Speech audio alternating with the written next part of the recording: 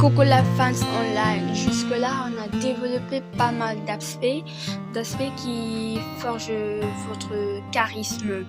Et donc, je vais continuer pour cet épisode 4 en vous rappelant ces faits. Je vous demande de surtout éviter d'agir émotionnellement. Vous n'avez pas à vous soucier des moqueries des autres, des ragots ou même de ce que les autres pensent de vous. Évitez de vous comparer aux autres. C'est un conseil. Vous pouvez évidemment avoir des références, des mentors, etc. Mais votre premier adversaire, c'est vous-même.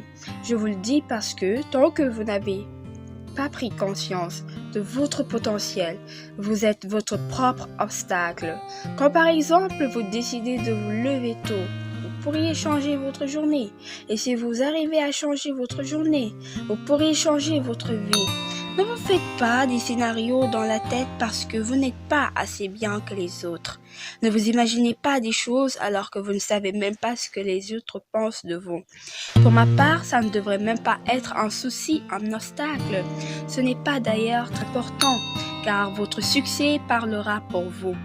Comment voulez-vous que les autres voient le charisme qui est en vous, la forte personnalité que vous dégagez et si vous n'aviez vous-même pas une image, si vous avez vous-même une image vile de votre personne pour qu'on puisse vous voir comme une personne forte. Ayez d'abord confiance en vous, après les autres vous suivront. Évitez de prendre des décisions sous le coup des émotions.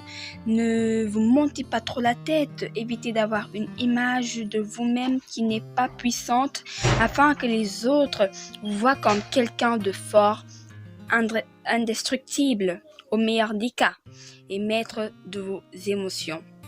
Vous n'êtes peut-être pas un docteur agréé.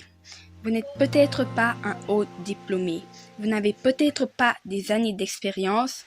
Vous n'avez peut-être pas tout mémorisé de votre domaine.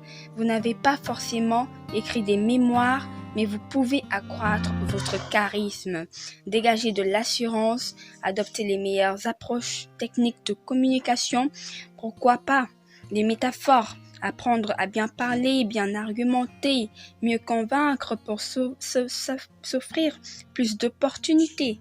Peut-être et aussi avec de la chance que vous provoquiez, bien sûr, vous finirez du côté des arguments de gagnant et des astuces vocaux comme quand on dit « j'ai plus d'un tour dans ma manche ». Les techniques de communication appropriées sont un avantage énorme pour vous. Je vous remercie et à la prochaine.